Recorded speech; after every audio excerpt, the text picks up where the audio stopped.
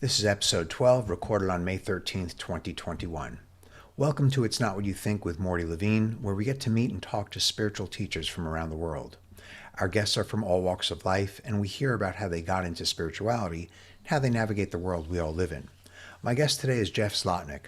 Jeff is the founder and executive director of Dharma Temple in San Diego. He started teaching Buddhist classes and meditation out of a small storefront in San Diego and was quickly outgrowing that location. In 2017, he had the opportunity to buy a 6,000 square foot church to expand Buddhist teachings to the entire community. The problem? Since he'd always been offering classes for free for many years, he had no money. The solution? Well, why don't you listen to find out how a community comes together behind Jeff in 3.5 months to make a miracle happen. It's Not What You Think podcast is available on all streaming platforms, so please like, comment, share, or subscribe on your favorite platform. That support is enough to continue to allow us to produce this show. Our interviews are with people who may have opinions different from yours or mine, so while we keep an open mind, just remember, it's not what you think. How are you? Good. How are you? Good. Can you hear me all right? Loud and clear. Loud and clear. That's. I don't know if that's good or not, but we'll see. Well, technology works pretty much 100% of the time with never any problems. So Absolutely. I No don't problems see. at all. In fact, I think I've gone this entire pandemic with only having to host my own Zoom thing once. I don't know how I managed that.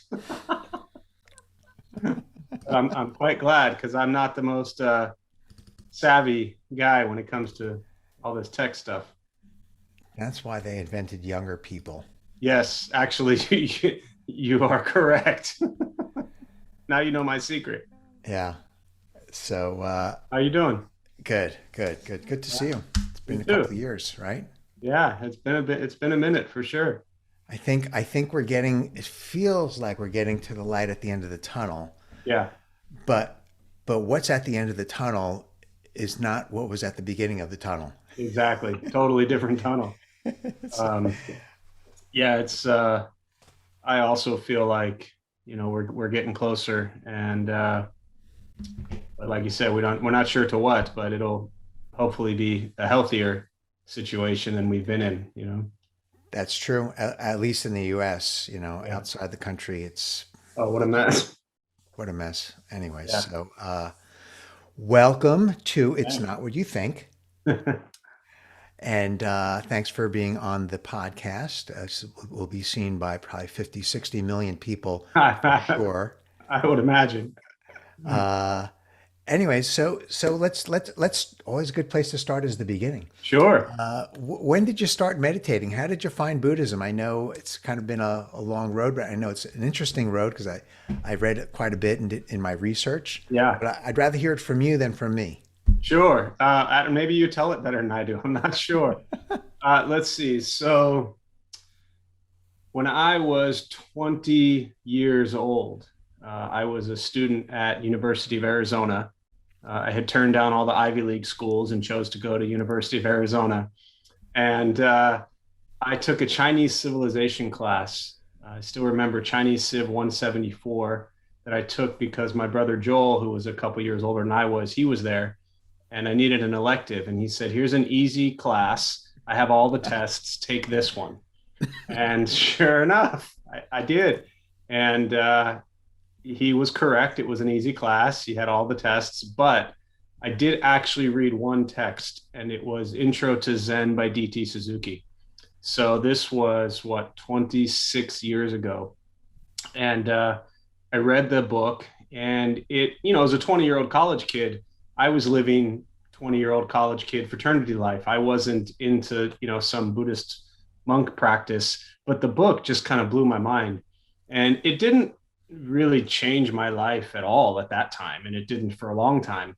But something about the book really just resonated deeply with me, which I know you can relate to and understand. So that's where it started. And I think for me, to back up just very briefly, I grew up an angry, depressed kid, lots of fights, lots of trouble, did a lot of stuff I shouldn't have done. And so at 20 years old, I was still kind of reeling in this, used to being in an angry, depressed place through my teenage years. And even though I enjoyed college and was having a good time, it was still that something in me that just wasn't so pleasant. So that was where really my first introduction to any sort of Buddhist thing came up.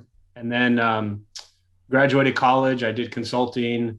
I graduated in 97, did consulting for about 7 years. This was the start of the dot-com boom. And my best friend's dad had a consulting firm in Philadelphia. He said, "Do you want to come work for me?" So I left the kind of counseling path I was on. I was a psych student and was working in group homes, counseling adolescents who'd been abused. Wow. That was my whole initial plan, was to get a PhD in clinical psych. And then I was offered a bunch of money. And that changed quickly. So I moved to Philadelphia in 97. I was there a year. I was miserable. I came back home, and this is the start of the dot-com boom. And he said, "Jeff, we need to build a practice on the West Coast." So I started selling consulting services into startups up in the Bay Area. Um, and I did that until 2003. And at my peak, I was making $18,000 a month as a 25-year-old kid, which is Wow. Yep. serious, serious money. Yep. Yep. For sure. Um, so 2003, that completely changed. I can pause right here, or I can keep going with the complete So story. what I find interesting is I had a similar experience, and I'm just trying to figure out. There was a book also, wasn't the one, maybe Zen Mind, Beginner's Mind, something like Yep. that. And I remember reading it and probably understanding 20%, you Right. know, Right. not much. And I vaguely recall that that motivated me to, Zen and the art of motorcycle maintenance, which Yeah. wasn't really that related to, Buddhism and Zen, but, and he put the word Zen in the title, and I was like, Right. there's got to be something there. I don't know what I was looking for. I know what I was looking for. I was looking for, similar to you. Sure. I was, we'll call it depressed kid. Hmm. Not that I was tortured, like some, Right. I was not being, harassed or any of that, loving parents, but, Yes. we grow up how we grow up. And it wasn't, so I was obviously searching for something, even though if you asked me, I would say, what are you talking about? But you gravitate there. And that's kind of a little bit of a thread, I think, Right. which you just Definitely. touch and then maybe you don't go back to it, but you eventually, in your case, X 7 years or 8 years later, you went back to it. So you kind of got pulled a little bit, Yeah. It which it is nice. definitely it planted that seed, and it made me Right. realize when I came back in 2003, I had I had actually in 2003, a friend of mine had gone needed to go to a Buddhist temple for her graduate work. She was at San Diego State getting her teaching credentials. And she said, "Jeff, you always talk about being Buddhist. You've never been to a temple. You don't even know what it is. You've read a few books. You call yourself Buddhist." She said, "Do you want to go to a temple with me?" So I went with her in 2003 to Shifang Temple, which is in Park Boulevard there. Okay, there we And go. that's where it kind of started. So the book planted the seed. I read some other books, but '03, I went into this temple with her. I sat down. I looked up at this big Buddha statue. I was sitting in the front left side, and like I just was hit with a ton of bricks with this feeling that I'd never had before. I don't even know what was being said nor what we were doing, but I just knew what I felt. Wow. And so this was really 6, 7 years after I picked up that first book. And then I remember talking to the nun that night, and she asked me about me and all that stuff, and I said, "I'll see you tomorrow." I was so excited to go back. You were in, you were hooked. I was hooked, and That's then great. 6 months went by, and I never went back. So I found myself in line one night at a club downtown with my buddies, and I had this realization that I was going to stand in line, pay the person at the door a bunch of money to get in, buy us all drinks. I was going to run around, get drunk, trace some girl around, and I'd wake up the next day by myself or with somebody feeling like crap. So I had that realization in 20 seconds. The night continued. I woke up the next day. I felt like crap. And my first thought at about noon when I woke up was, I got a headache. I need to go back to that temple.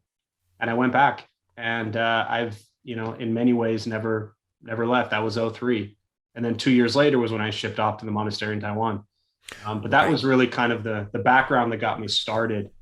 That was 2003. Right. So you went to the temple, 6 months later, like you said. Do you recall someone there say, "Hey, this is how you meditate"?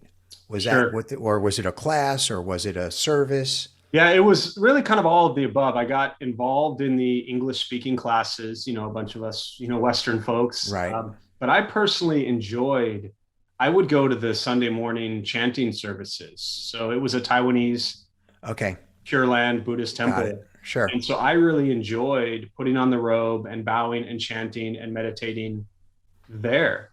So it was a mixture of everything. It was the meditation there. It was just following what they were doing. I'd been so wrapped up in my ego and myself and thinking I was driving the ship that this whole kind of surrendering to the fact that I'm an idiot and I'm just going to shut up and bow when they do, that was very liberating for me. And then it was, all of us Western folks would get together and we would then have the philosophy side of things and we would Right. talk about Buddhism and explore, how smart we were in our minds intellectually. And, so I had a mixture of both worlds, really. Yeah, that's dead on. And I think and I'm going to stereotype and Oh, generalize, of course, but I think the Western, and I'll speak for myself, that sense of pride, know-it-all, logic, mm-hmm. that when you do surrender, and that's not a friendly word in so it's probably a better version of it in Sanskrit or Tibetan. Surrender means I give up, you Yeah, win, I lose. That's not what's happening here.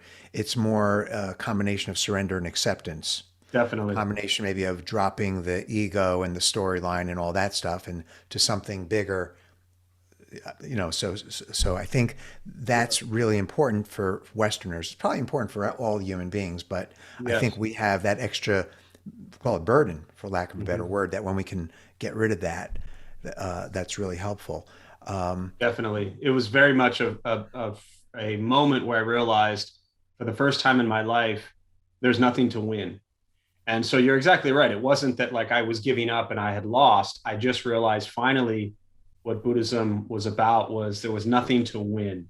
It was just a moment to moment practice. And the nun, very early on, she said, Jeff, you work so hard to make so much money to buy so many things and you're miserable. If you didn't have so many things, you wouldn't need to work so hard. You wouldn't need so much money. And so I spent 2 years really going from making what I was making to down to about $1,000 a month and living in some, little cottage right next to the temple.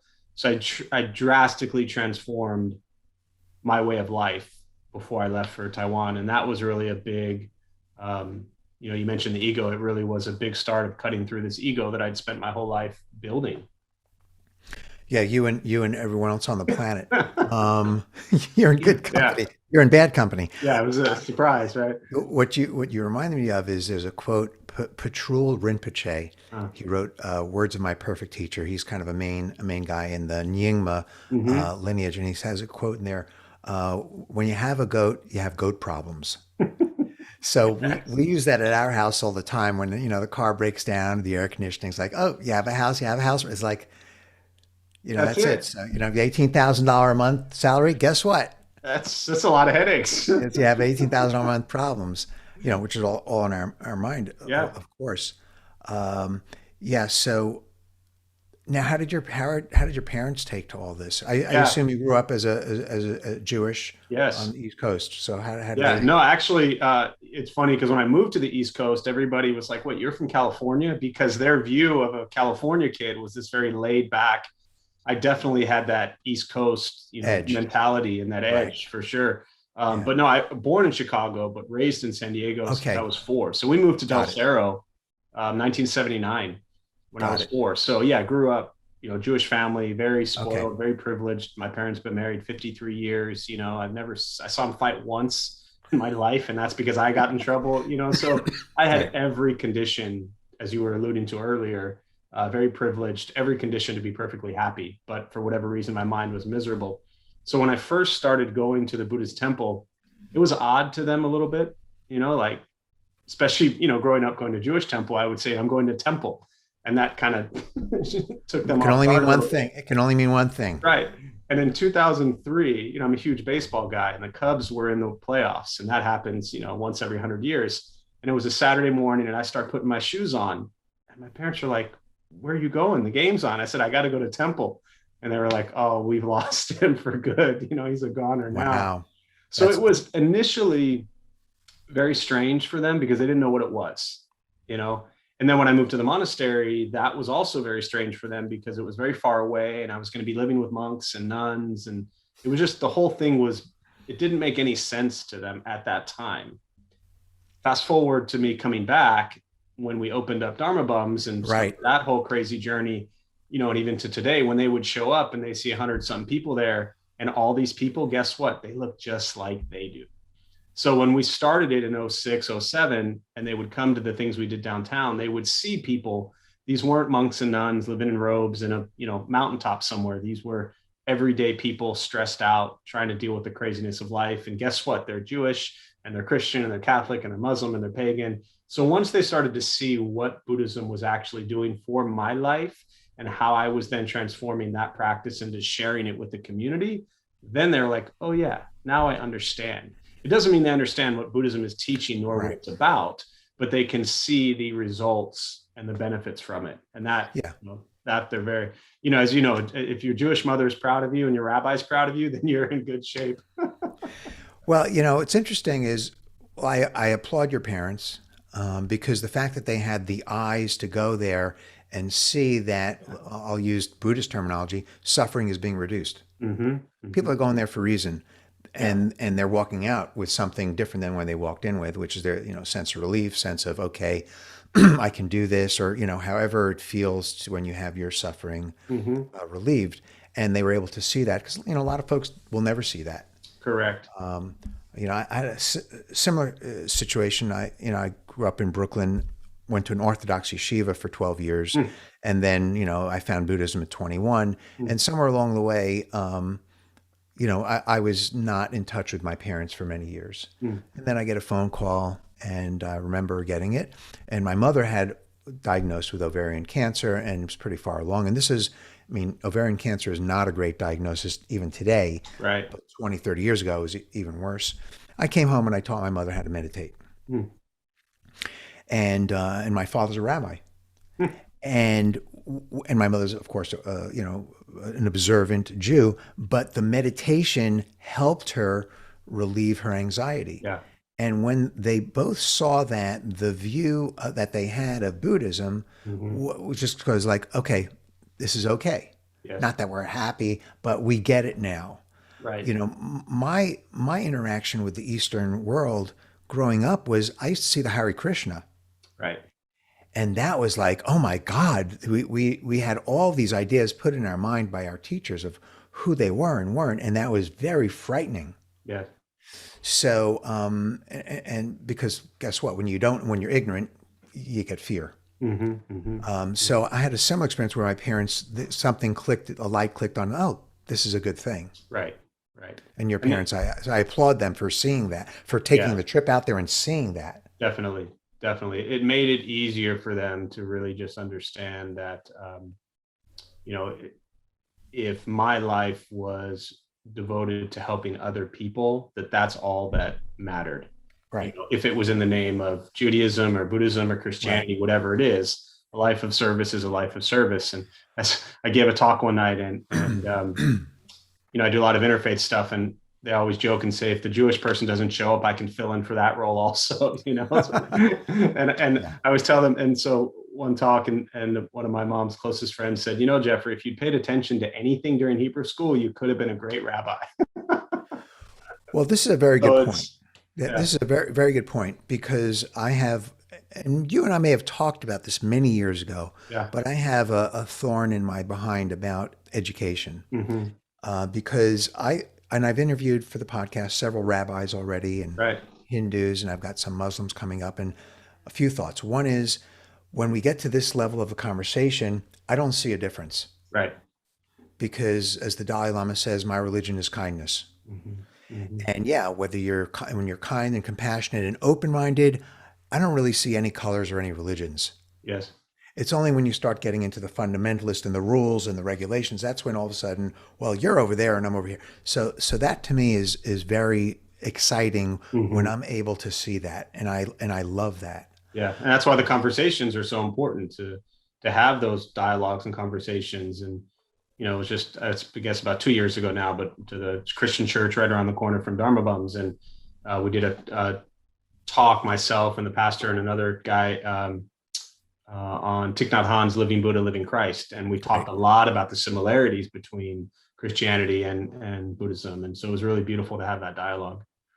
Yeah, no, that's once again, I love things like that Mm-hmm. because it's in such direct antithesis to everything else we're seeing out in the world. Yeah, But getting back to the education thing, I think that if my teachers were more open minded and kinder, then I could very easily have been a rabbi today. sure, sure. And so I don't have any fault with any religion. The religion is beautiful. But when you're taught in such a way that there's meanness, cruelty, Mm-hmm. us versus them, then that didn't work for me. Right. Of course, at the time I didn't know that, and I don't know what your background is, but I think the way your mom's friend described it is accurate, which is yeah, you could have been yeah, you're right. She's Right. absolutely right. I Yeah. don't know, you know. So okay, then 2017 comes along. Well, actually, and I had met you. You were teaching meditation out of a storefront, Yeah. We were San 2000, Diego. 2005. I came back from the monastery. I was there. I'm sorry, 2006. So 2003, started the temple. 2000, February '05 to January '06. I'm in Taiwan. I come back in 2006. And the end of that year, we open up the Dharma Bums downtown in 2006. And then 2009 was when we took over Buddha for You. Got it. Right. So that was when that world started. Was another Jewish guy, Alfred Barron. He was going to shut down Buddha for You, so we took that over to build the sangha out there. Right. And that's I met you about I'm guessing 10 years ago, Yeah. and you were teaching in the back room of a Mhm. storefront. And I coming from the East Coast, I remember looking at, and on one hand, super impressed because you really had set it up like a monastery, like a Right. traditional Gampa. And also it was free. And it was also the back of a storefront. And so Yeah. the whole thing was just really cool, really strange, but Right. obviously it was working. Yeah. And you were very comfortable with yourself. I remember talking to you. Uh, I was there to donate books, uh. and I remember that. That was the first time we met when you showed up with right, the books. right. Showed up with the I books, and you're remember. standing out front, and I'm thinking like the whole thing was just so odd, but you were so comfortable, Uh, and that's what kind of stayed with me is because that you see that in people that are comfortable in their own skin Right.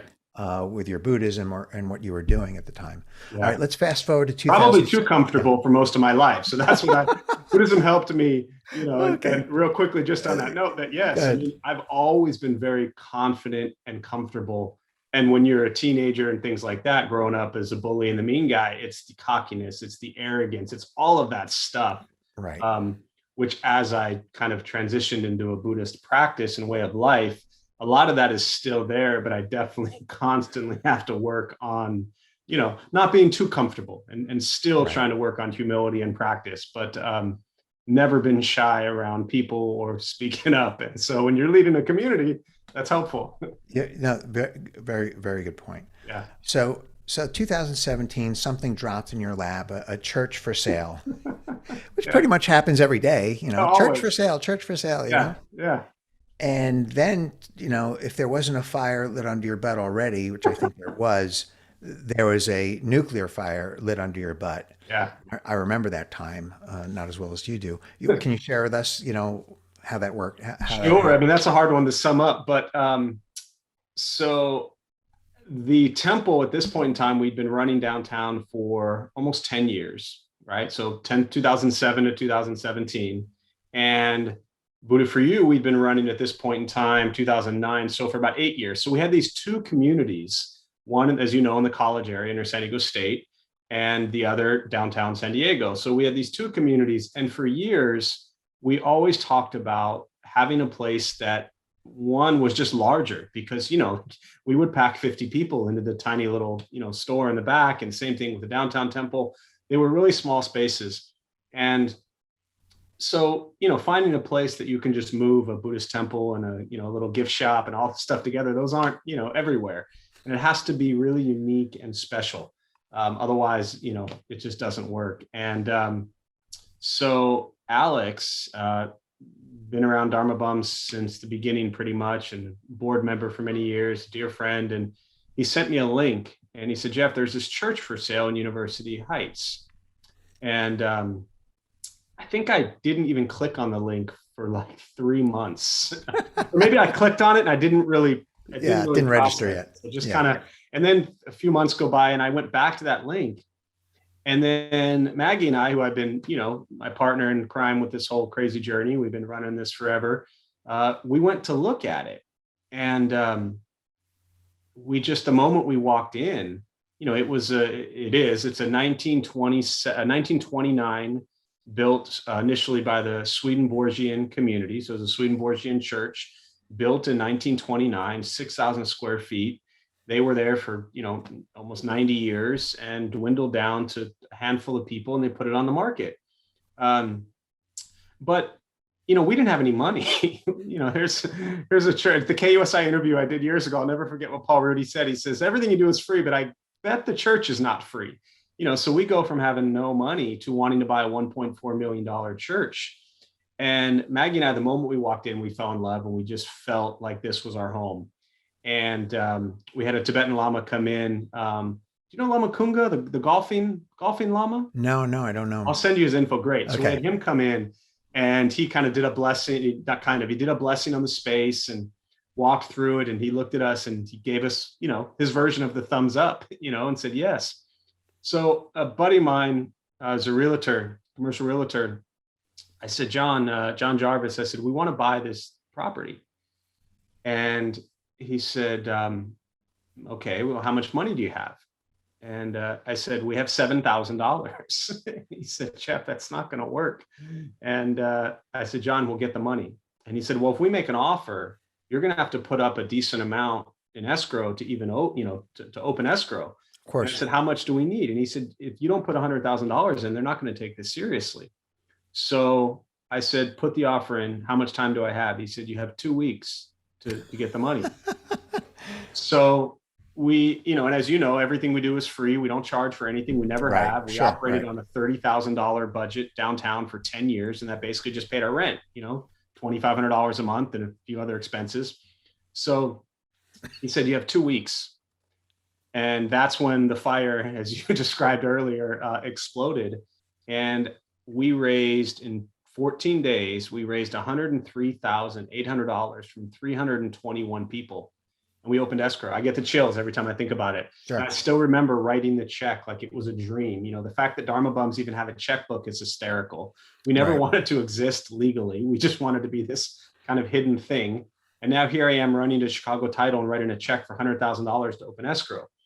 And the cutest thing about that, for people who don't know property, is when we raised $100,000, everybody thought, like, great, we just bought a church. And I was like, no. Folks, we're just, we showed up to the dance. And then the campaign started. Yeah. And but what's interesting is, you said we didn't have any money, but what you did have, which was invaluable, was you had created a community. Yes. I'm not even going to say the followers. I don't really like that word. Yeah, no. You had created a community of people that had benefited big time. Yes. For whatever, 10, 15 years, that knew you personally and knew what you had been offering. And that value there, which we'll soon find out towards the end of the story, is really what you did have. Right. No, you're absolutely right. And when the campaign was done, I had a handful of nonprofit organizations, because it, got pretty decent news for a little nonprofit, interview me about nonprofit fundraising, things like that. And I have a background with consulting and helping nonprofits and things like that. So that definitely, and the Jewishness that I have, all of that definitely helped. But they asked how I did it. And I said, it wasn't skills or tricks or gimmicks or fundraising. It was a community of people that I have worked on bringing together at that time for 14 years. If you think back to when I started at Shifang Temple, and I was president of the Western Sangha there. So really for 14 years, and at this point in time, 10 years with Dharma Bums, you're exactly right. It was the community of people that we had never asked for anything from. And it's not, I don't mean it in a way that now it was time to cash in. It was just that they saw for 10 years, we built these two beautiful communities wanting nothing in return. Right. And now what we want to do is continue to, a great metaphor somebody used was, we were like a plant, actually two plants, but we were in a pot that was too small and we could not grow. We needed a larger pot to grow our plant. And that is what allowed at the end of the campaign, it was we had to raise. It ended up being $498,777 from 1,123 people in 108 days, is what we pulled off to make a down payment. Yeah, insane, totally insane on any scale from any Yes. perspective. We're talking about a Buddhist group buying a church, but it doesn't really matter. We could talk about anything, and doing that kind of thing is really miraculous in some ways.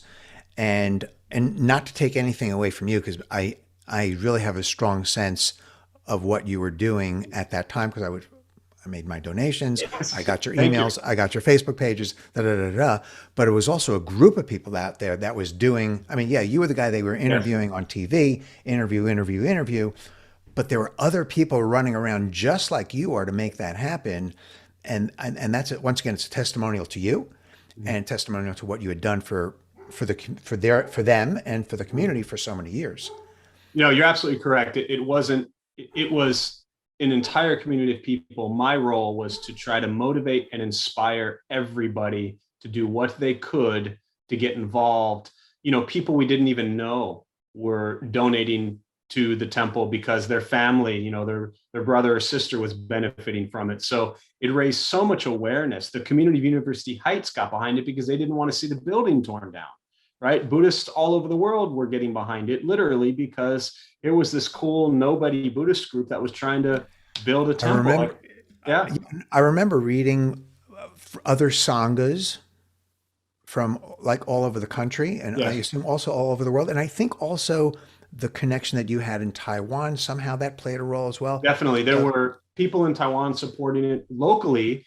And this, to me, I have them framed at the temple, was one of the most beautiful things. We received donations and letters from Shifang Temple, which is where I started at, which is the right, sure. Taiwanese Buddhist temple, 2929 Market Street, which is the Japanese Buddhist temple downtown, and Metaforest Monastery and Deer Park. So all of these local, kind of the core of Buddhism, I feel like in San Diego, they all supported it, which to me, you don't see any religious organization trying to raise money and having another religious organization of the same faith trying to help them raise money. Those things So don't really exist in it's our very world. unusual. It's very And that's unusual. that's what was so beautiful. I'm still in awe that and you called it miraculous. It really was a miracle. And it is probably the craziest thing or one of the craziest things I've ever been a part of. And what an amazing experience. So were you able to sleep at night, for those 90, Yeah, 100, or were you like totally wired? both. I Both. was totally wired. I did this crazy thing where, I mean, I'm a crazy dude anyways. That goes without saying. You don't get on this path the way I am without being crazy. And it, I would wake up in the morning, I'd do my exercising, I'd have my coffee, and I'd eat a little bit in the morning. And I basically didn't eat all day because for whatever reason, whatever I ate, when I ate, it made me tired. And I couldn't afford to be tired. There was every moment there was something I Right. had to do, to build this temple. And it wasn't just about the money. I mean, you needed the money to buy the property, but it was so much more than that. It was the most intense bodhisattva practice that I've ever done in my life. When 8, 9 o'clock at nighttime hit, I Yeah. started fundraising in Asia, and I would go, there, not physically go there, but, virtually go there. Right. And, we had a couple milestones, 100,000 and then I think 250,000. So the joke was that as we hit each milestone, I went and got a gelato, and then and that was it. I Right. spoiled myself, but I've never had trouble sleeping. So at nighttime, it was a lot like monastery life, where you work so hard all day, you don't waste one moment. I didn't Yeah. see a movie. I didn't have casual conversation. I didn't. I didn't go to lunch with people. There was no social Jeff life at all. It was 1,000% doing whatever I could to make, as you see now, the Dharma Bum Temple happen. And Yeah. then at nighttime, I would crash and go to sleep, and I'd start over the next day. Right. You're on go. You're Yeah, on go. So I just wanted to get this picture up, so people could see. sure. And here's another one that I'm going to get up as well. Of course. And the first one's great. That was when Koshin, he's uh, the New York Zen Center for Contemplative Care. Hmm. We hosted him. The campaign also it brought a lot of awareness to Buddhism locally, as well as just the Dharma Bum Temple. And so to continue to get support from really wonderful Zen teachers and practitioners around the country was really special. Yeah. Amazing. Yeah. Amazing. And I just want to, I want to mention something that's on your website, a quote from your website. We simply wanted a place for people in America to learn Buddhism, and this was it. We had so many Western people leave other Buddhist temples, mainly due to their level of discomfort in the cultural temple. And then there's one more thing that I really Mm-hmm. found short and inspiring. Many guest teachers, one Dharma. Yeah, it's the heart of the Dharma Bum Temple really started with um, the experience at Shifang and Foguanshan in Taiwan, which was beautiful. But when I was out there in Taiwan, after about 9 months, my master said to me, Jeff, how are you doing? And I said, great. I don't ever want to leave. I mean, at that point in my stay, I thought I'm going to be a monk someday and I'm going to spend the rest of my life with this Buddhist organization, bringing people back and forth between the United States and Taiwan. That was my intention at that time. And she said, how are you doing? I said, great. And she said, okay, it's now time for you to leave. I was like, what? I don't want to leave. And she said, you need to go back to San Diego, where you're from, and you need to figure out how to make this practice, the Buddhist teachings, accessible to the people in the place and the culture that you know. And the revolving door, what I referenced there when I wrote all that is in at Shifang Temple, I would see all these Western people show up interested in Buddhism, and they'd come once or twice, and the bowing and the chanting and the robes, there were so many cultural barriers that for someone like myself, I know you love and appreciate it. There are those people out there that love that, but those people are going to go to those temples. It's the 95% of people that show up to a temple like that and don't go back because they're not comfortable. So my personal preference is the bowing, the chanting, the robes. But what she saw was you need to make this accessible to all these people that need it in their lives, and basically treat them the same way your mother taught, treated people when they came to your house, make them comfortable. And that was it. Yeah, I think that that's a great point, and because I've been in other places where you walk in there, and like you said, if I didn't have the background in Buddhism that I have, Mm-hmm. then I wouldn't stay. Right. I just know it's strange, it's foreign. I'm not getting anything out of it. Maybe if I was more sensitive, more evolved, I would be able to walk in and go, "Oh, got it, thank you," Right. But I'm not, Yeah. So No. so I think that, and that's the beauty of it. And I've been, as you know, there many times for Mm-hmm. lots of different programs that you offer by monks and lamas from, Nyingma lineage, which is where I study, Mm-hmm. of course, Lama Lanang, and then you have people from other lineages and Zen, and Mm-hmm. and they all show up, and the people that come to listen, they're just they're there, like you said, one many teachers, one Dharma. Right. So Yeah. We don't care who comes. We don't right. care who stays. We don't care who goes. We're not there. We don't want anything from the people.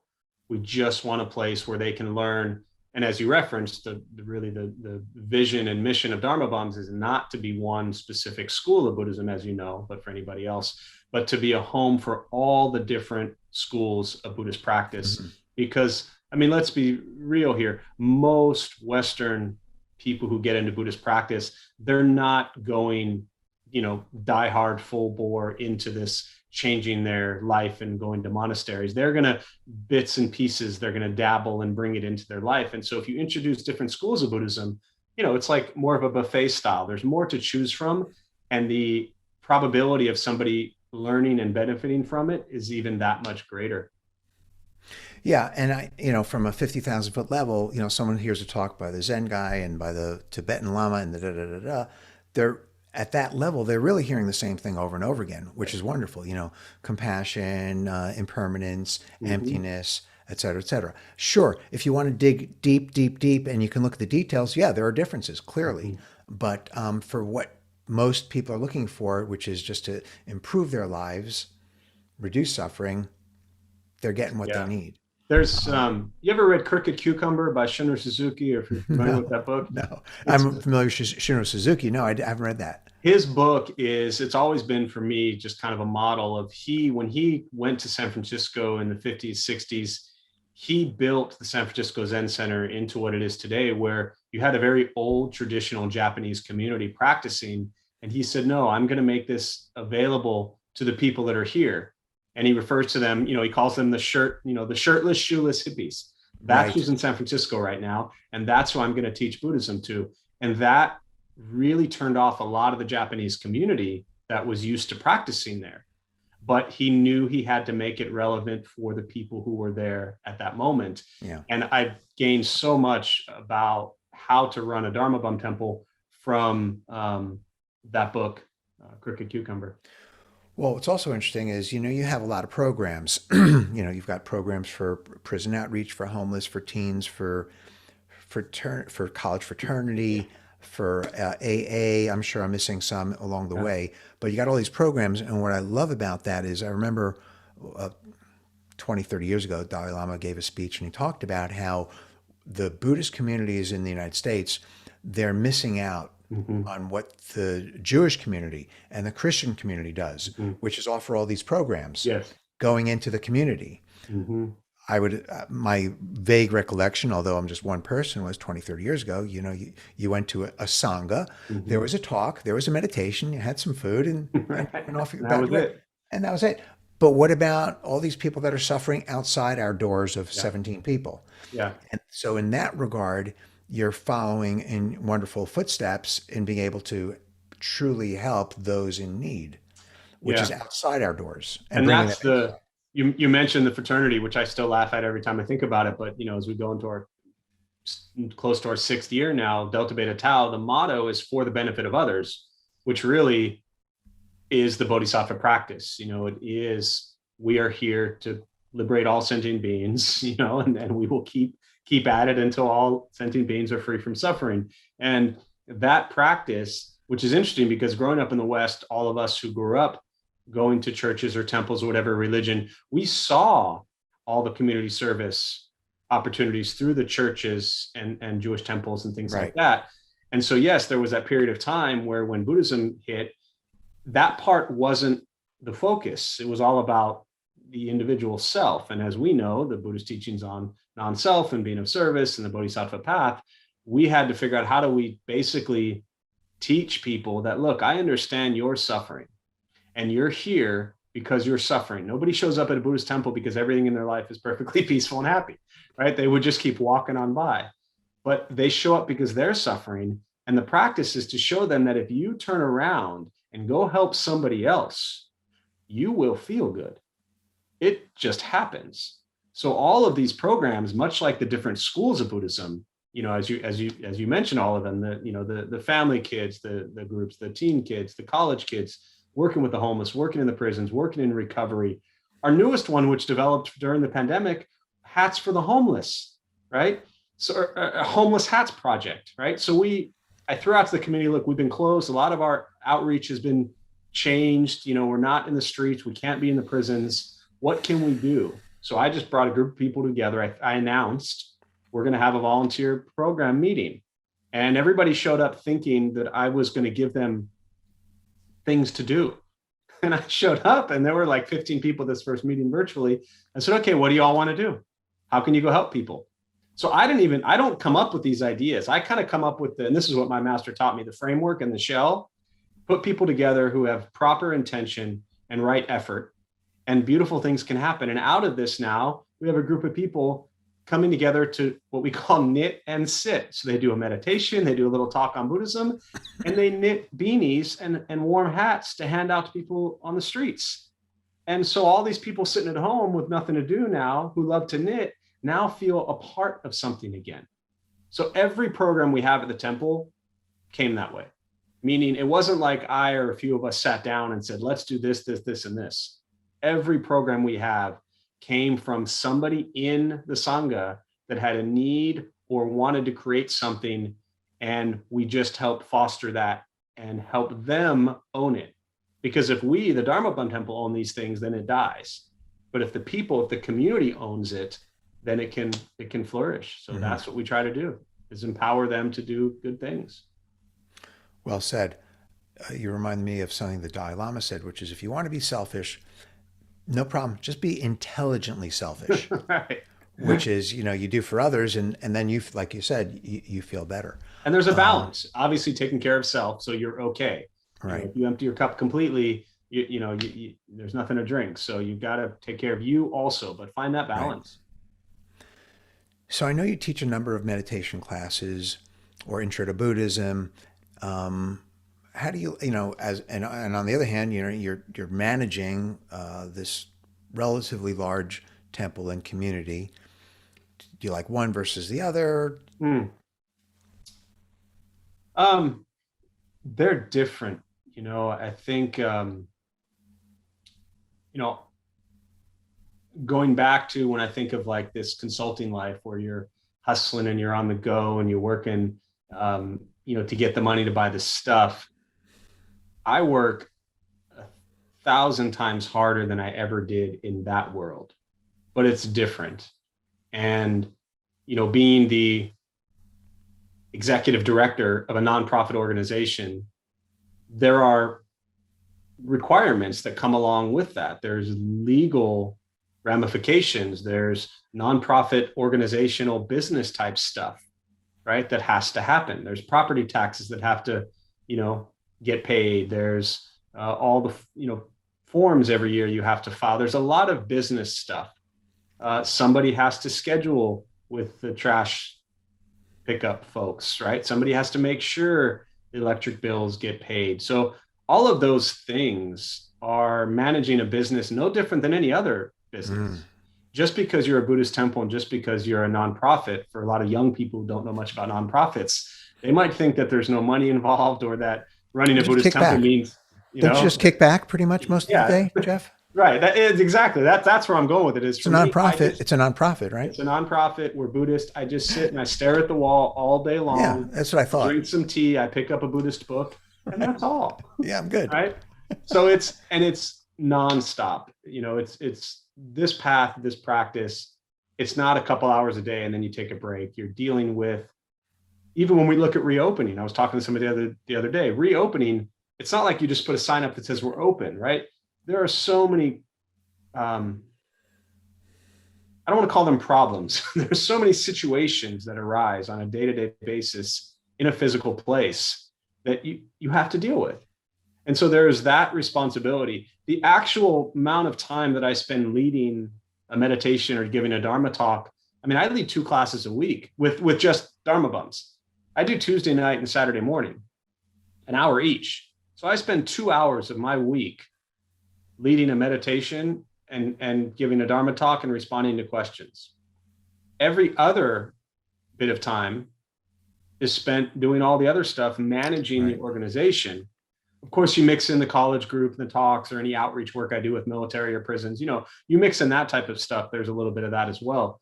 But a majority of my time is not spent leading meditation or Dharma talks. It's quite small. Yeah. And it's never ending. And that kind of reminded me, something you alluded to earlier, is the vows that I think Zen Buddhists take, which is sentient beings are numberless. I vow to liberate that. It's like, on one hand, it's like, well, they're numberless, then how am I supposed to do that? But on the other hand, it's much more process oriented, which is we just do it. Yeah. It's not like, we got to take a vow, go liberate 10 people. Okay, well, I can do 1, 2, yes. At some point there's an end. That's not what's happening. It's not what's happening here either. Life goes on. Like you said, there's bills have to be paid. People come in the door, they leave, they got to clean up. It's not like, okay, we're good this year. No, it really is endless. And that, what you just said is an example of what I meant one of many things I mean when I say in Buddhism, with the practice, and at least for me, with my commitment to it, you can't win. And so for someone like me who had to win everything his whole life and had to be the best and had to be number one, all those types of things, I finally met my match, meaning there's nothing to win. It is just a moment to moment, breath by breath, one foot in front of the other. This is what I'm working on now. And the campaign was an example of there being no gaps, no breaks. Everyday life now, yes, I may stare at my phone and play my soccer game that I play on my app and spend 40 minutes, shooting soccer goals, right?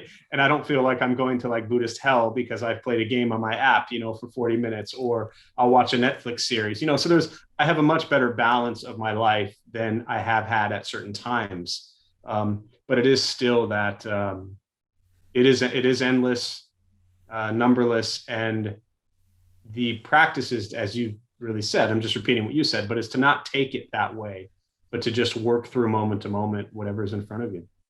Yeah, it's the difference between, I think, a goal orientation, extrinsic, goal motivation, extrinsic motivation, which is what you were when you were younger. I'm going Yeah. to make the money. I'm going to do the deal. I got the deal done. I'm going to make the, over and over and over again. And if you didn't make the money, then you were pissed off or angry. And if you made Right. the money, you were happy. And Right. that's how it went. And you had some happiness, but limited. And Mm-hmm. then you have intrinsic motivation, which is kind of where you're at now, which is I'm very process oriented. It's all Yeah. about the process. What's happening right now? What Mm-hmm. do I need to do right now? Because there's somebody suffering out there that is going to look for a place to find a sense of peace and happiness in their life. Yeah, And if the Dharma Bum Temple is not accessible to them, then that's really sad. So my entire life is geared around making sure that the Dharma is accessible in various avenues. beautiful. So, and thank you. Sure. No, thank you. Anyway, so I know it's important that you offer the Dharma for free, Yeah.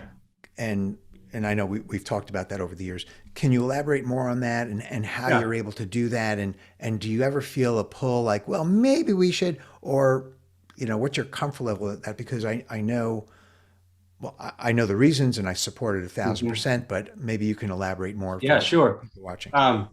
So there's a couple things. I'll sum them up. But um, when the Buddha, Sorry, let me interrupt. What that means for people, because yeah, people are watching, you've got all these programs running, going. I listed six. There's probably yeah, 10. There's probably 12 I don't even know about. And when those people come and they come to a talk, there's no one at the door saying, that's $12, please. no, There's no one at the door saying, please register, send your check here. For any of those programs, I just want to be correct, clear about that for correct, people watching. That's what it means. Now, correct, obviously, you accept donations, but that's almost unrelated. If people want to do yeah, that, great. If they don't want to do that, you can still come back whenever you want for any of these programs. So correct. that's the incredible part. And I wanted to make sure that was clear Yeah, to no, let I you appreciate go ahead. that, and it really is. It's when you think about what is going to make people comfortable, and again, in a Western culture, we grow up. If you went to a temple or a church, and we have a lot of people over the years use the pass it hat, passing the hat Right, example. Like they're right. used to going to these religious places that yes, they're going to share that with you, but then they want the money from you, and if you remove money from it, it removes a lot of problems and a lot of uneasiness around that, right? But really, where it comes from is directly from what we see as the Buddhist teachings is that, and this is the tricky part, and you have to be very careful with it, right?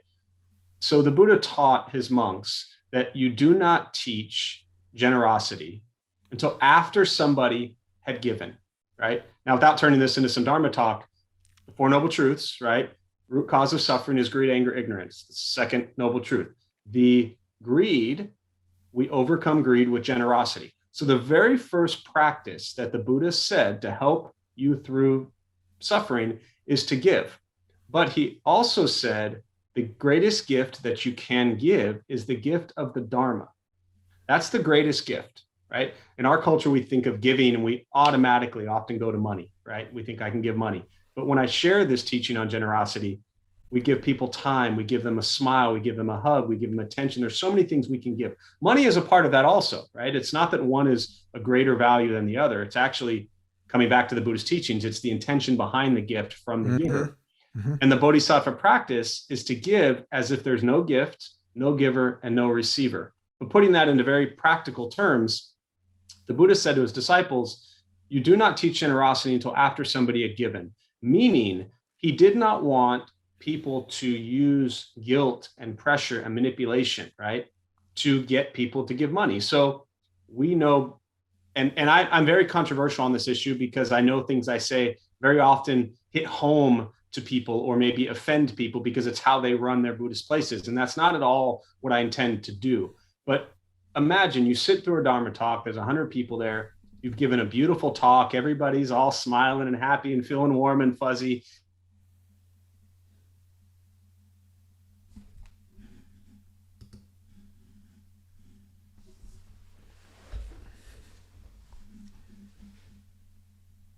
And now you get up there and say, now let me teach a person who's a beautiful teacher and really cares about the Dharma, then gives the Dana talk at the end and says, now that you've taken in all this beautiful information, let me introduce you to Dana.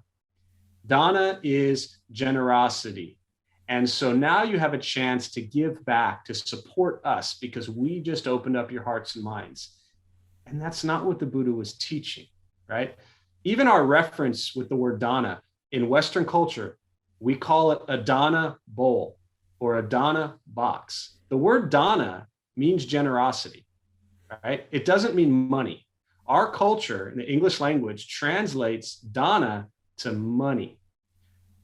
When we did the fundraising campaign, we raised almost $500,000 in 108 days, and I asked people for money every single day. I never once did it at Temple, ever. We never asked for donations at Temple. I never told people they were being generous. I never tied it to a Buddhist teaching. I said, look, we need money. I don't want your Dana. I don't want your generosity. You can practice that in other ways. What we need is money to buy this temple. So I'm very clear on the fact that giving, as the Buddha taught, 3 forms of giving for it to really be true Dana. You feel pleasant before, pleasant during, and pleasant after. The way most Buddhist places in this country operate around giving, that feeling of pleasantness, that's even a word, isn't always there before, during, and after. We're often giving out of pressure, out of obligation, out of guilt, whatever it is. And so at the Dharma Bum Temple, we want to cut through that, right? The first 7 years downtown, we didn't even have a donation bowl, right? I'm not kidding. People would say to me, and this is my ignorance, right? So this is my evolution. People would say to me, well, how do you pay the place? And I said, don't worry about it, right? Well, it was a different time back then. And I also used to be the young rich kid who had a bunch of money. So at that time, I paid for everything. And I thought that eventually people would cultivate generosity on their own. And by the time I ran out of money, that maybe we would have built a community of people who were supporting it. And then somebody said to me, Jeff, how are they supposed to give if there's no donation bowl here, right? So I realized that I was actually stopping people who wanted to give. Ah, interesting. With my kind of, my mess around money, right? My ignorance, my kind of owning that piece of it, I was actually stopping people from giving. Fast forward to today, we have a donation box at the temple. It's in the corner, it's hidden. Most people never see it. And what I love more than anything is when somebody comes up to me, and like I said earlier, there is no Dana talk. When we have guest teachers at Temple, they are not allowed to give a Dana talk. We will not pay anyone. You know that anytime anyone speaks, we always give them a donation. I will always do that out of respect for their sharing the Dharma. Sure. But it's never a charge thing, and it's never right. If they say to me, I will only teach for Dana, then I say to them, then this isn't the best fit for you. Right. But what I love is when somebody comes up to me and they'll say, hey, Jeff, I want to make a donation. Where can I do that? And I'll say, there's a little donation box in the corner, right? You can put a donation there. And it's the same dialogue every time. And they say to me, well, how are people supposed to know it's there? You should move it so people see it. And I say, no, what I learned from the Buddhist teachings is what just happened with you. That's my hope for what happens with others, is that they, in their own way, in their own time, said, you know what? I want to make a donation. And I'm going to ask about that. That means they want to do it out of their own volition. So I'm very adamant about it. I'm very passionate about it, as you can tell, even from when I speak about it, because I think generosity, and the last thing I'll say, it is the greatest form of practice that helps us remove suffering. And I think as a Western culture, we have as a Buddhist culture, we have failed at teaching generosity and teaching what Dana actually is because we equate it to money. Yeah, there's a difference, subtle, but it's there, between I'm walking out the door and I see the donation box, oh, I have to give, versus, that was a beautiful talk. I really would like to make a donation here, and you Yes. got to go find it. There's a difference there. Yes. So I love that.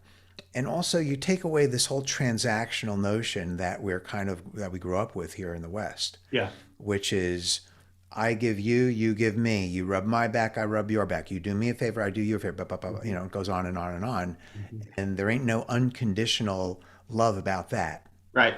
So you remove that whole transactional nature and you allow it to be replaced with, Jeff, I really had that was wonderful. Thank you so much. How can I help? Hmm. Yeah, and where I shifted over the years is, and I mean, we run fundraisers. Obviously, this is an expensive place to support, so Right. we do rely heavily on the donations of others. That's how we Of fund course. everything we do. Absolutely. One, Let's be clear about that. You yeah, have mortgages, you have insurance, you've yeah. got real estate taxes, and I can go on along the All long of those list. expenses Right. are there, and so. But what I've always said is, and when you went into this kind of topic, and you said, do you ever think? I've always said that we would close our doors before we ever started charging people money, because then we're not doing what the Dharma Bum Temple is there to do. And what that means is if we are not supported by the community, then that means there's something else going on. If the Mm-hmm. community that we've built doesn't support the work we do, then there's a larger problem there that you don't fix just by charging money to pay the Right. bills, right? Look at the community we built all these years. If all of a sudden the community stops supporting it, there's something else going on. And then at that time, it would be time to end it anyways. But there's a So great, you're very trusting in that regard that what we offer is of tremendous value. Mhm. People will see it and therefore support the Dharma Bum Temple because of that. yeah, That's a very trusting nature that people are going to be able to connect the dots. yes, it's a lot of people, especially in the Western Buddhism, talk about it, Buddhism not being a faith thing, but I have a lot of faith in the community and in the Buddhist community because I think the teachings are so beautiful that if you share the Dharma properly and appropriately, then you will be supported. And that's what the Buddha did. The Buddha supported, it was an exchange. The Buddha gave spiritual teachings and in return was supported with the land and the food and the very basic necessities. Now, we are not the Buddha, but I look at the Dharma Bum Temple as that kind of same model that if we provide the spiritual home and teachings for people, that if we're doing it properly, our karma, if it's okay enough, we will be supported and survive. And Right. it's a great teaching. I used to argue with people, in a friendly Buddhist way all the time about this. And there's a great teaching I found years ago by Thanissaro Bhikkhu, who runs Metaphorist Sure. Monastery, called Of No course. Strings Attached. And I was like, you know what? I don't have to argue with you anymore. Here's Just read read this. this article. Yeah. And what he talks about is what you just said is our Western culture is we go for a meal, we get served, and we leave a tip. And what Buddhists are doing is we're offering the Dharma and then we're wanting the tip. And our Western mind can't differentiate between the two. And the dana, the true generosity practice, is not actually happening just because you've given money. And again, that's all in the Buddhist teachings on the factors of giving. Yeah. And those guys, the forest, those folks, they understand that. The Mhm. Thanissaro Bhikkhu and that group, tremendous respect for them. So I see continuing, you're offering a lot of online classes. Everyone's gone online and Yeah. hopefully things are opening up now. We're lucky enough in California. Some things are opening up. Are you still going to be able to offer online classes? Have you noticed that now that we're offering online classes, oh, there's someone logging in from Brooklyn, from Yeah. Chicago? Because now you're servicing not just the San Diego community, but you're really, which is amazing. Hmm. I mean, who would have thought, very small silver lining in the whole Right. pandemic. But Right. do you see, and you got elderly people and people that, that they can click and get on board and learn something and benefit. How are you seeing that play out as you start hopefully to open more?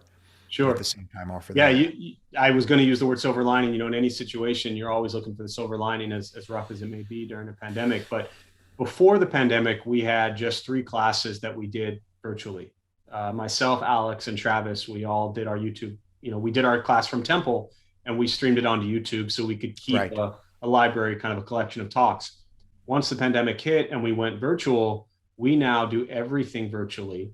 And we have seen really more people. One, you have everybody locked at home, miserable, more so than normal. And so they're seeking even more. And so we are seeing people all over the world. We've had someone joining us from Greece every week. One of my favorite stories is Samir, who was in the Dharma Bums early 2008, 2009, moved to New York, married 2 little kids, and he has been able to join us again. And I just posted yesterday a picture of Dharma Bum Temple today with Zafu spread out and chairs spread out, and I just kind of wanted to plant the seed that we're getting closer, hopefully. Yeah, yeah, yeah. And I posted and I said, "How does this make you feel?" And it was so interesting. And Samir said, most of the comments are very positive, and he said, "Sad," because he thinks that now his virtual sangha that he's built is now being taken away from him. Yeah. So I'm happy to report and that we will continue to record everything we're doing. And so those people you mentioned, the elder folks that if you're not so mobile or nighttime you can't go out, we want to be able to continue to provide all of that virtually for anybody who needs it. And it has opened up additional opportunities and possibilities of being able to hold classes at various times of the day and make it, I think, easier for people. Of course, we love someone to wake up on a Saturday morning or Sunday morning and come to Temple. And we know that if you give them the option of staying home and kicking it on their couch while they watch, they still might choose that option sometime. But I still believe that people really want to be in person when it's safe, and to be able to offer that virtually for people, we will absolutely continue, which I'm very happy about.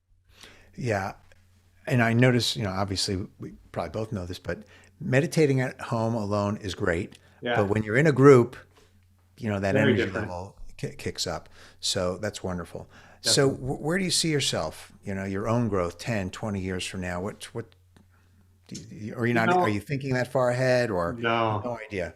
no, I'm thinking like when the temple opens up again, I need to make sure everybody knows the new code to the dumpster that's in our alleyway so they can throw the trash. Right. Okay. I'm thinking, I'm excited for everybody to use the new hand towel thing we just put in there that you can just pull one sheet. And the automated soap dispenser that you can put your hand under without touching anything. Like that's where I'm at, Right. truly. And part of that is that's the Zen practice. You try to stay present with everything. Part of that is that's for my own sanity, because if I tried to think about what does the future look like, it just I don't I that's what made my life miserable for so many years. Yeah. No, well said. So, but I do envision the rest of my life in various capacities with the Dharma Bum Temple. Expanding that. I'd love to see Dharma Bum temples in other locations. I'd love to see the Buddhist fraternity in other campuses. So I do often in the back of my mind, I like to ponder and play with those ideas. But this has been the greatest thing that has ever happened in my life, and I don't see myself abandoning it. Beautiful. Yeah, You reminded me of a quote from Lama Lanang. The past is history. The future is mystery.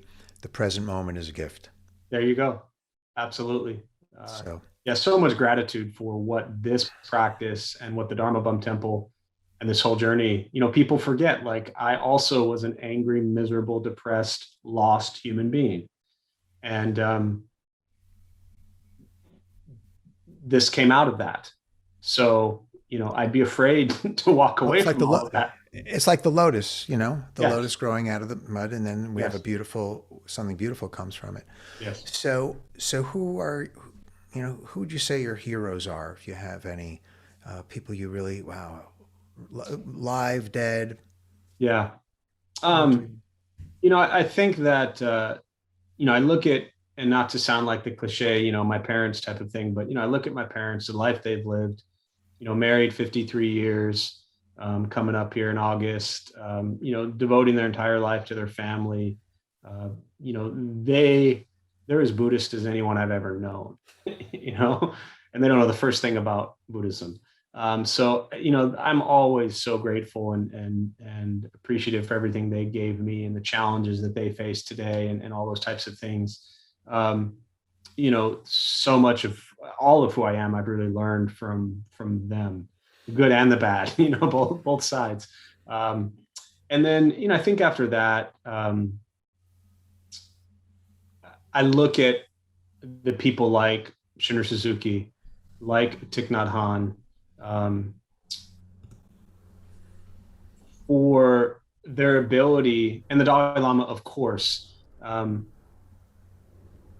their ability to transmit such an incredible gift, really, of the Dharma into a new culture. We didn't say it specifically, but Thich Nhat Hanh really, to me, at least I know, coined the phrase engaged Buddhism. So everything about his teachings was how to engage in community.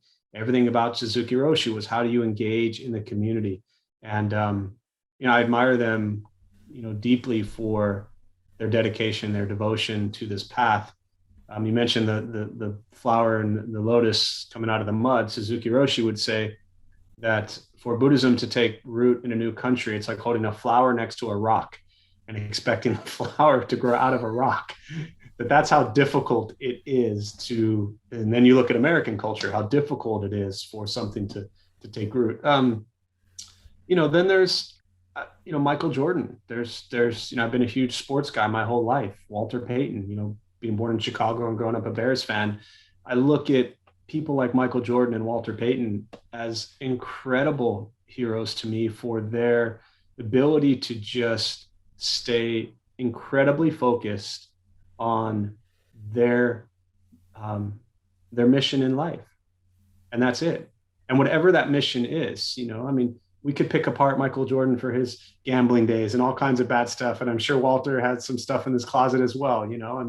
God knows my closet is a mess, right? So we can pick apart those things about somebody. But what I truly admire is people who are so committed and devoted and dedicated to their craft. That's mind-boggling to me. Well, they're artists, no different than they're meditating in their own way. Yes, yeah. So certainly, Michael Jordan, when he would play ball, he was in the zone, so he was in the moment, clearly. So if the Dalai Lama was on the show right now and we popped him up on the screen, and you got to say something to him or ask him a question or comment, Well, the first thing I would do is, I know he loves hats. He always, when he goes to the colleges, he always puts on a hat. He's got the hat, right. I would make sure he's wearing a Cubs hat. That would be first and foremost. Maybe it's out there, but I've yet to see him in the Chicago Cubs hat. Good point. So it's funny, years ago, do you remember, I'm sure you saw it, but remember the Buddha van we had, the 69 Ford van with the Buddha on top? Right. Yeah. So when we got it painted nice and we would push it around the block because it didn't run, I remember I posted something on Facebook when the Dalai Lama was in San Diego. And I said, just dropped off the Dalai Lama at San Diego State to give his teaching. And people thought I was serious, And I realized I missed my chance, because I bet if you asked the Dalai Lama to take a ride in a 1969 Ford van with the Buddha on top of it, I think he would have loved it. Yeah. So my first question, I guess, would be, would you have gone on a ride in the Buddha van? Just don't show him a picture of what it looked like, but ask him the question. Right. Could we have escorted you to your talk in the He's Buddha game. van? He is game for that stuff, Man, and then I guess maybe on a serious question, like, what keeps you so motivated every single day for all the trauma and difficulty he's had in his personal life, in his country's life, and everything that he has gone through? How does he just stay so incredibly motivated, inspired, and happy and laughter all the time? What is it that keeps him going? I'd probably be, that's what's in me right now to ask that question. Yeah. Yeah. Well, it's a teaching. Yeah. When we watch him, on video, or we see him in person, and we see exactly what you described, Yeah. that's, to me, that's a teaching. That's inspiring, and we go, okay, we can aspire. That's possible. Yeah. So, Yeah. anyways, Jeff, thank you so much for being on It's Not What You Think. And it's good to see you again. It's been. I look forward to seeing you again in person, hopefully Thanks, soon. Mordy. I appreciate it. It's been I love the name. It's not what you think, because especially the Zen lens. Nothing is what you think. No matter what you think, you're not correct. So it's such a perfect title, and I really appreciate everything you've done and with your practice and everything you've done to support the Dharma bums Of and those course. books. I forgot that was the first time we met when you dropped off those books. I remember. I mean, we're supposed to end the podcast. I remember at a time, I'm guessing 8, 9 years ago, when you were homeless, effectively. Yeah, we lived on the floor at Yeah, the temple. you Yeah, didn't have any money, and no money and and lived on the floor. and you trusted, I assume, and had faith in the community, in the Dharma, Yeah, supporting. yeah. If I Not, held up my end of the bargain, I had to do what I needed to do, and we would be which was give, supported. Yeah, which was give. You gave, yeah, which is no different than the Buddha going to a town. He doesn't know where he's going to sleep, where he's going to eat, but he right. goes, "Hey, I'm going to give the Dharma. Yes, It'll work out." So yes. So I I don't think appreciate everything. I don't think he said it Um, like that. It'll work out. it'll work out. It's got to work out. So thanks for everything. Thanks for your support, and I definitely look forward to seeing you again soon. Stay safe. All right, Thank you, Jeff. Be well. I hope you enjoyed our talk with Jeff Zlotnik. Please like, comment, share, and subscribe to the It's Not What You Think podcast. That really helps us to continue to produce these episodes and invite other guests from around the world.